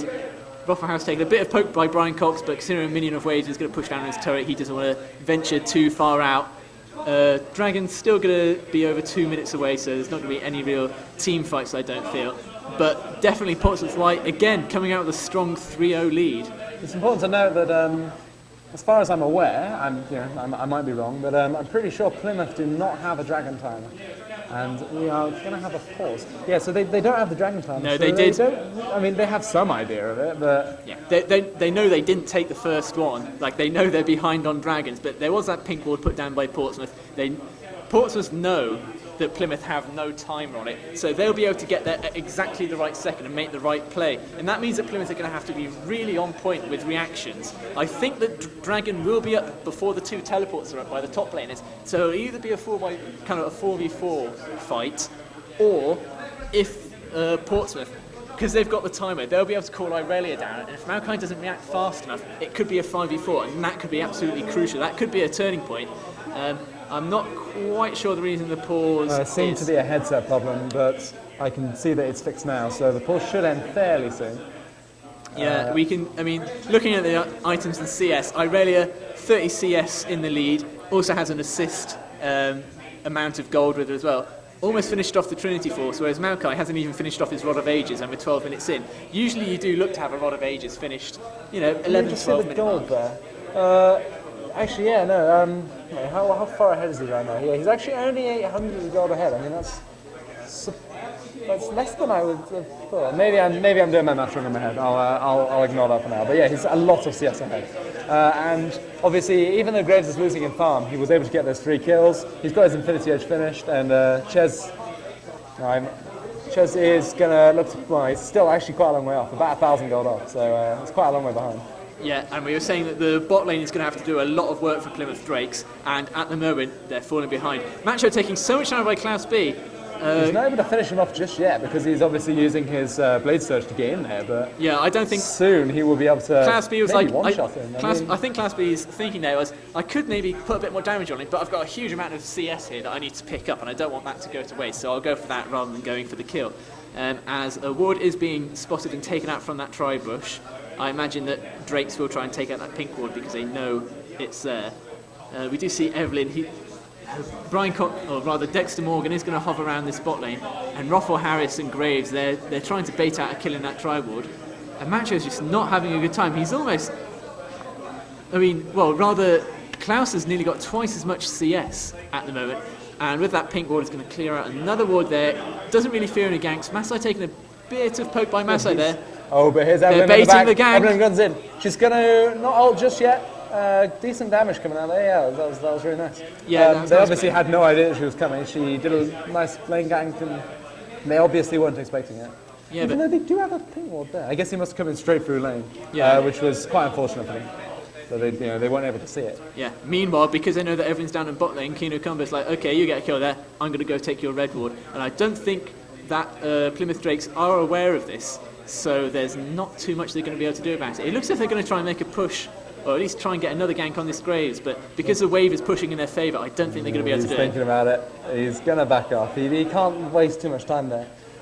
It's important to note that Dragon is up in 40 seconds, and they're going to have to make some sort of movements over there. I mean, Plymouth, as far as I'm aware, again, don't know about it. So Portsmouth are going to want to rotate over there and take it, preferably, before they even realise. Yeah, I think Klaus B is probably going to clear out this wave, make sure his wave is pushing. Oh, we do see Kino Kumba going in hard. Oh, bit of a whiff of a Cataclysm there. Oh, but the mono damage is just so much, even when Evelyn... Here comes a wave, Ches dashes across the wall, Rafa Harris is going to be caught out in a lot drop here. Bubble does miss, but that doesn't really matter because Zereth gets a stun and finishes off Rafa Harris. That's what I was saying, even when Java misses everything and they have the perfect engage, I mean, Syndrome, what can you do? Evelyn just got absolutely chunked. Molo only escaped with, maybe 1 HP there, but I'm not quite sure what brought him down so low, but he didn't die, and he was able to do his job, so yeah, it was really well played. The problem here is that Zereth, he's taking a bit of damage now, he may want to go back, and if he goes back, then Portsmouth are going to make a play on this dragon. In fact, they're all going to go back, they're not going to be able to contest this. As soon as Class B goes in, they are going to be spotted by the ward, so Drakes are going to now have a timer on this dragon if it's not going to be cleared out. They weren't able to deward it in time, but again, it doesn't matter. Evelyn doesn't have flash, she can't even get over the wall. So they're just going to have to give this one up for free, and they've now got that pushing power. Yeah, they have that pushing power buff. That's going to make their minions just that little bit better. And, meanwhile on top lane, Maokai's like, there's no point in me teleporting into a 3v1 situation where I'm just going to die instantly anyway. Decides that I'm not going to finish off this turret on this wave, I might as well go back and spend what money I have. Gold lead, it's remained at 3k gold, so that's not too bad. Hinamori clearing out that ward there. Blue buff is going to be passed across to Molo, so Molo's going to be pumping out his ultimates much more frequently. CS lead currently on top lane, it's almost, it's over 50 CS difference. Big CS differential right now. Currently 50 CS ahead to Aurelia, it's just insane. And again, 32 to the Syndra. I mean, it's so much gold, it's worth so much, and it's just free. I mean, they didn't have to fight for it. It just sort of happened, and they haven't been able to. I don't think Plymouth are going to be able to do much about it anytime soon. Actually, Molo taking. Oh, Professor Brian gets caught out by a stun. This and time the dive, he's got no flash. He's and not going to get there goes the out. ultimate. Kino combo would have had to take one extra turret hit for him to go down, but he did the maths in his head quickly. He did the mental arithmetic and said, no, I'm safe, it's perfectly fine. Oh, Klaus is going to go in on Macho. Here comes Dexter Morgan for the support. Klaus B is going to be in a bit of trouble here. He's going to have to flash so away. Fast. I mean, he's got that Trinity Force. Walnut's attack. Oh, bye-bye, see you later. You're not catching me. Oh, Ches caught out by a stun there. Healed straight back up by Hinamori, just dodges the hook there. If that hook had landed, that would have been massive trouble for Hinamori right there. I mean, she stood right next to a Syndra, and I mean, she didn't have the ult, but she does so much burst damage, I don't think it would have mattered. Yeah, I really do think that Portsmouth White, again, are dominating the vision. And Dexter Morgan's going to go in on Klaus B. Klaus B may be in a bit more trouble this time. Turn around oh, dear, he's not going to 2v1 this, is he? That's going to be diabolical. Macho's, I think, got too much mana. He should be fine. Oh, then again, I shouldn't speak too soon. He's just scared right now, well, as he should be, because I'm obviously not looking at the map enough.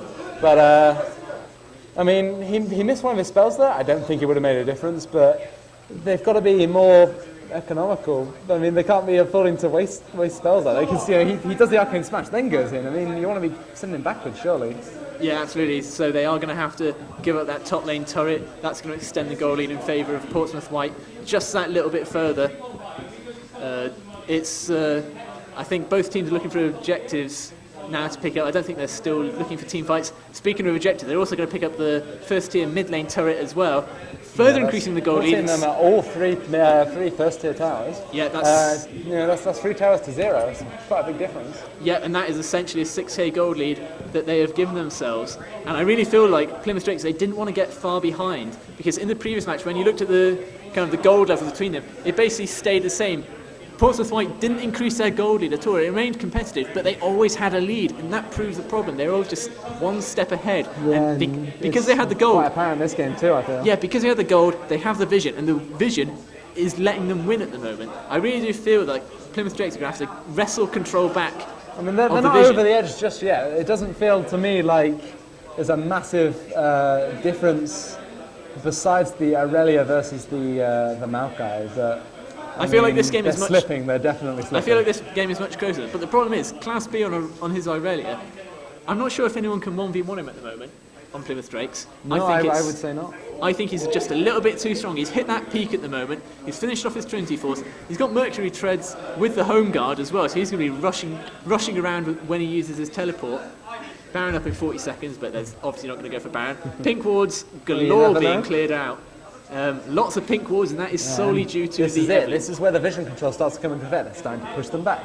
We've got... I mean, look at all these wards in the upper half of the jungle. And Rolfer Harris, you don't want to be hooking there with three of the enemy team there. He's picked up Bubble Lands, and Ches picks up the kill there. Similarly, they're very nearly able to take down Evelyn, which is able to escape. I think maybe the Fresh was getting a bit complacent. Maybe he thought he was so far ahead he didn't need to worry about being caught, but... they got a hold of him and they killed him pretty quickly. Ches landing about a third of his culling onto Aurelia there, but not really doing that much damage at the moment. Everyone is alive. Dragon up in 1 minute 30.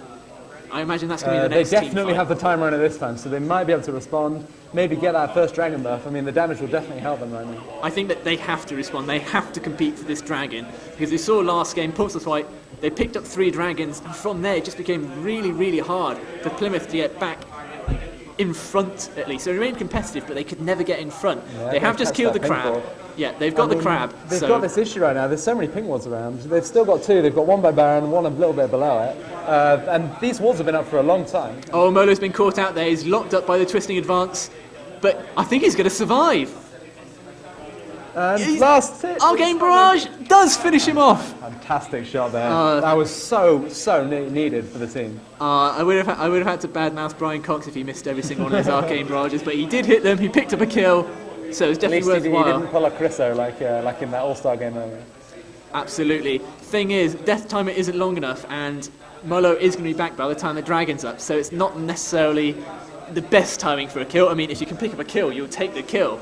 But it does mean that they are going to be able to compete for the Dragon. Meanwhile, Klaus, he's feeling super confident. He's going to try and take this blue buff. Meanwhile, Matcha's going to try and steal away his own team's I'm not blue so buff. sure if he'll be able to get it. Maybe. And no. Nope. And he's just going to let that stay. He didn't actually walk into the brush, so he didn't see that pink wall there.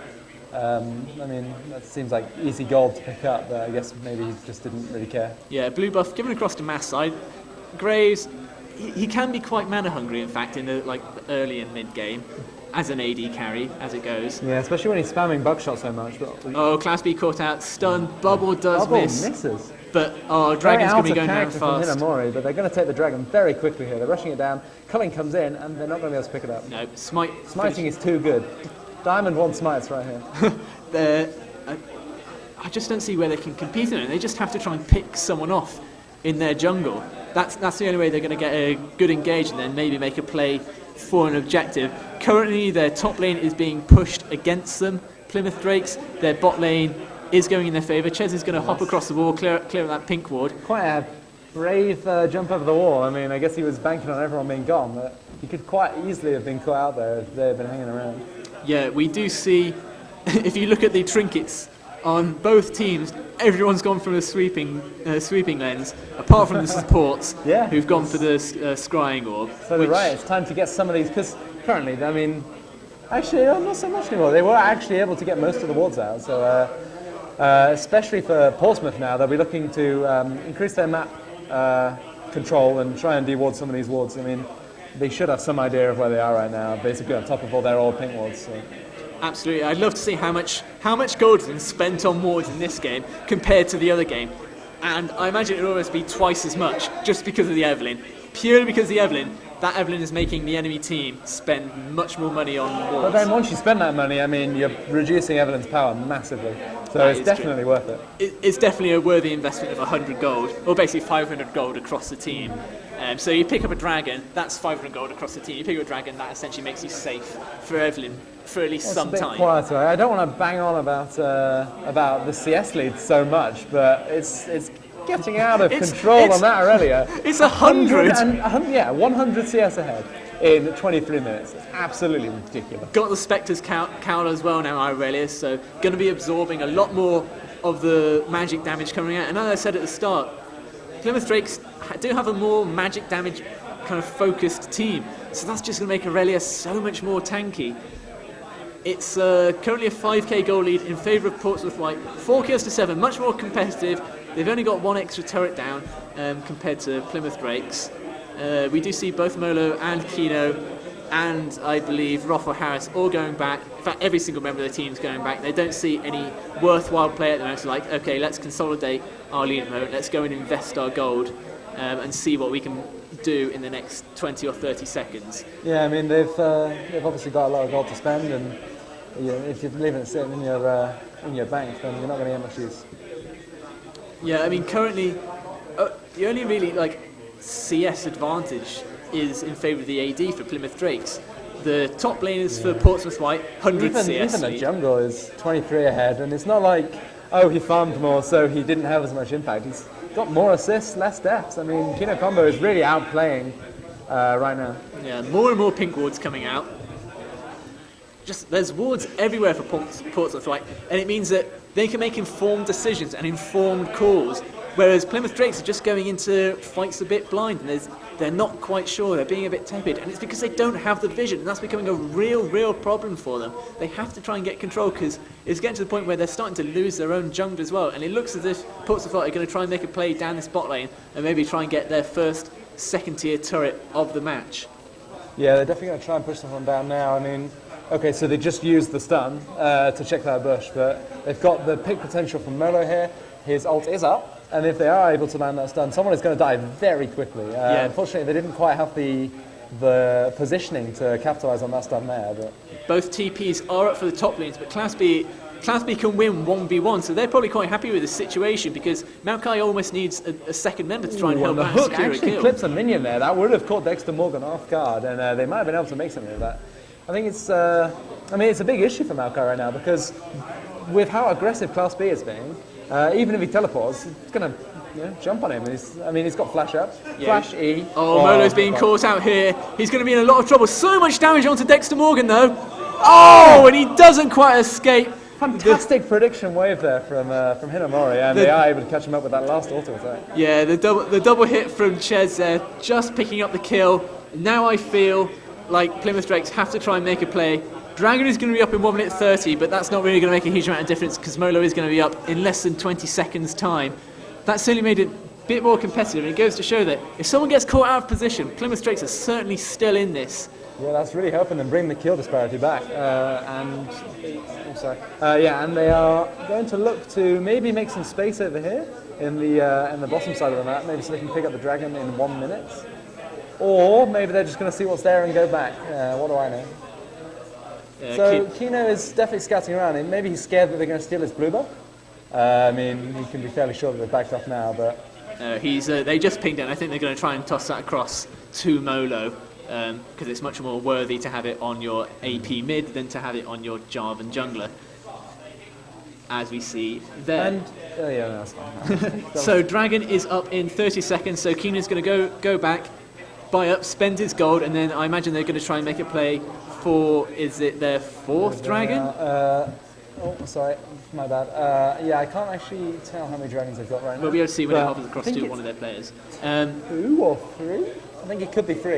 If it's 3, this is a massive dragon for them because, I mean, it gets them that tower pushing, and they're at the stage where they want to start finishing up the game.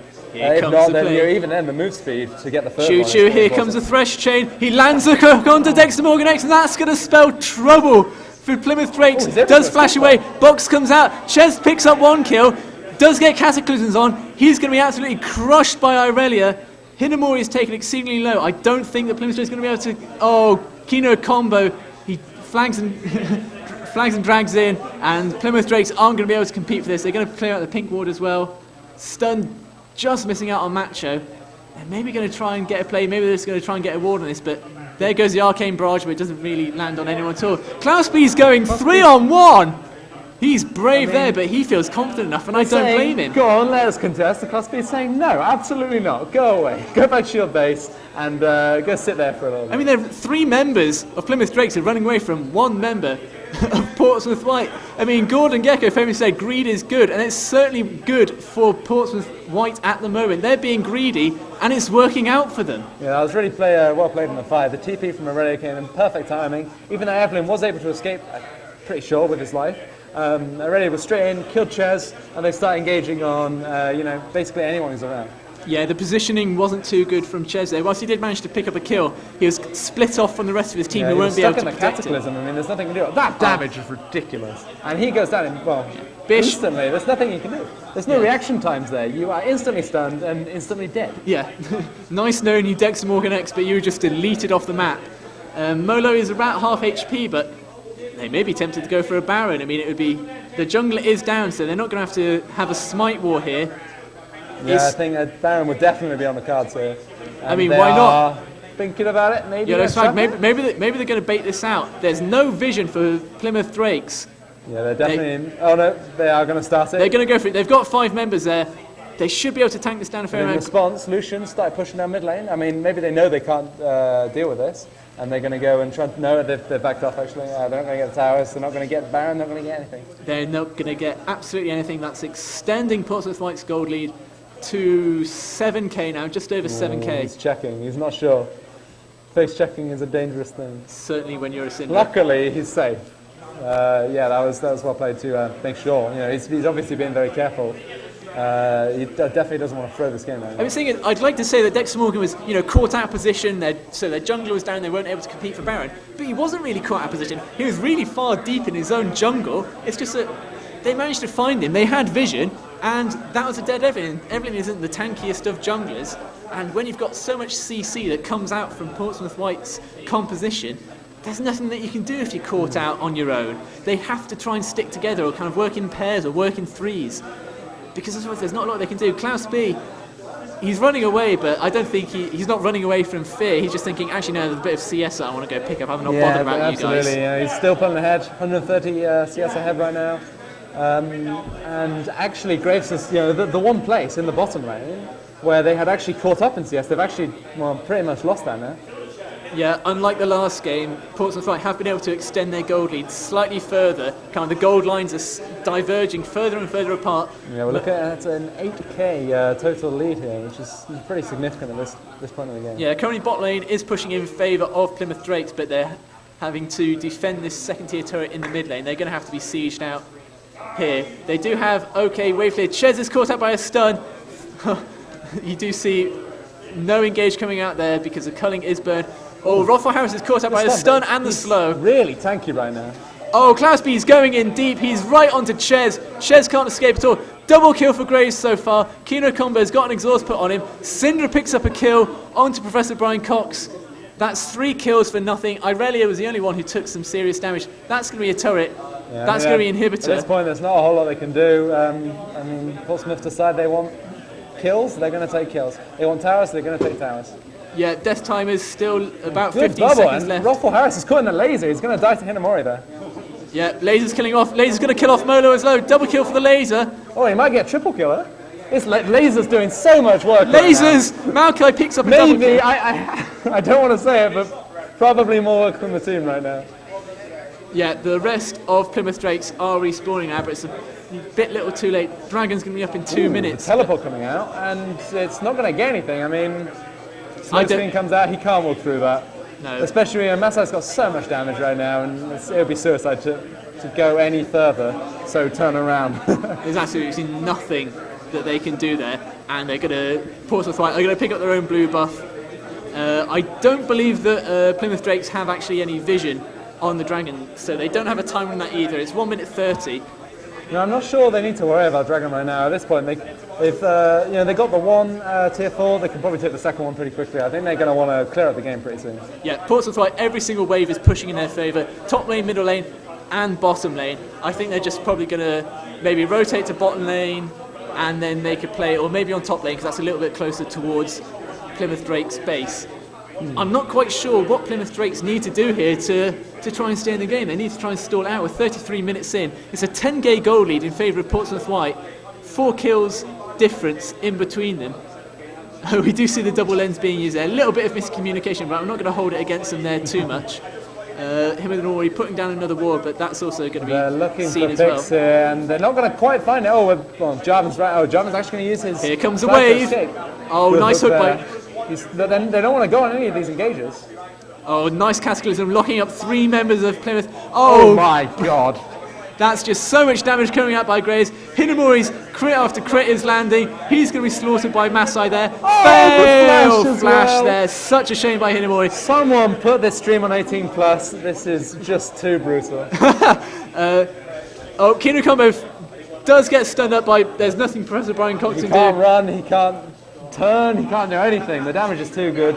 GG's being called out. They're going to take the last tower and finish the game. Yeah, they're not going to bad manner and surrender. That's there's absolutely nothing that Plymouth Drakes can do, and it does mean that the best of the Southwest champions are going to be Portsmouth White. Yeah, that was a fantastic game there. They really, when they got their advantages, they pushed them as far as they could. And, they showed their class as a top tier team. Yeah, that was really impressive stuff there. I mean, I think that Klaus Fee was probably my MVP there in the game there. He was so strong, just dominated out his lane, has so much of a CS advantage. And it wasn't due to any extra jungle help. He was just so good. Yeah, he was always in the right places. He knew, I felt like he just knew what the other jungler was going to do. And, they're Evelyn ganks, and maybe he's right there, and he was just everywhere. There's not much they could really do about it. Yeah, so I think we're going to be wrapping up the stream now. But first of all, as far as I'm aware, it's someone's birthday. It might be Riot Bro's birthday. So if we could all sing happy birthday to him. Happy birthday to you.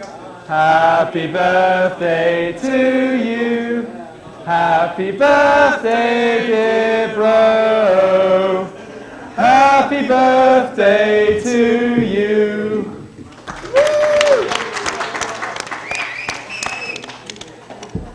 So thank you very much for tuning in. I have been Stephen Buckley, aka Sonnet. I've been Harry Hartley, HJH on Lee. Thanks very much. There will, of course, be National University Esports League tomorrow, Sunday. The Super 8 will be streaming from 6:30 onwards, so tune in to twitch.tv/The Newell, and we will see you guys in the future. Thanks very much.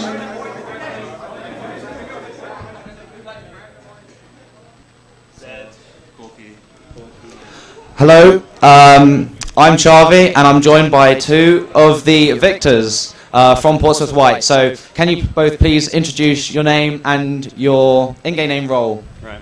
I'm Ollie. I play jungle for Portsmouth White, and yeah.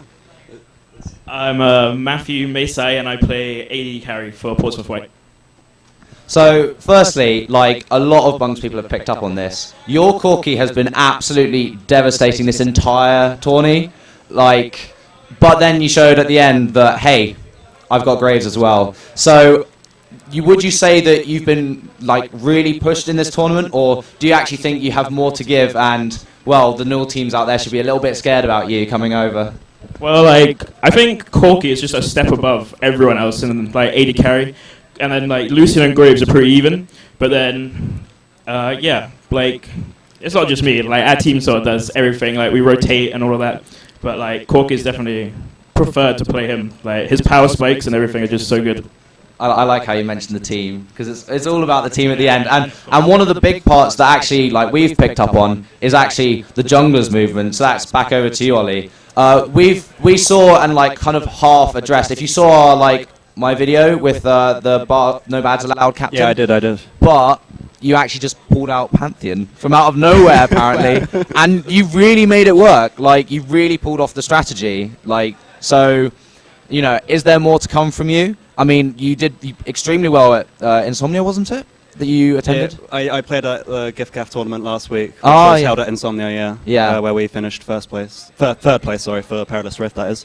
Well, there we go. So, how do you think the meta's really been changed because of the 4.20 patch? How would you sum it up very quickly?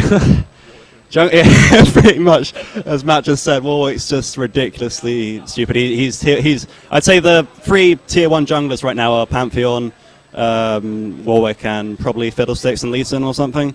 I'm pretty sure that, like, in this series, Warwick and Lee were permabanned against me. Actually, Pantheon in the second game, because I don't want to be exactly cocky, but I kind of trashed with Pantheon in the first game. But yeah, those three are the sort of trinity of 4.20 and jungle right now. So, one thing I'd like to finally point out before we congratulate you, because it has been a long journey up here, is that actually throughout the tournament, aside from one game where like Virgin Media, like everyone had a problem there. Aside from that one game against No Bads Loud, you guys have looked absolutely unstoppable. So how are you looking to carry this momentum forward into the future? Because, I mean, you haven't dropped a game, really.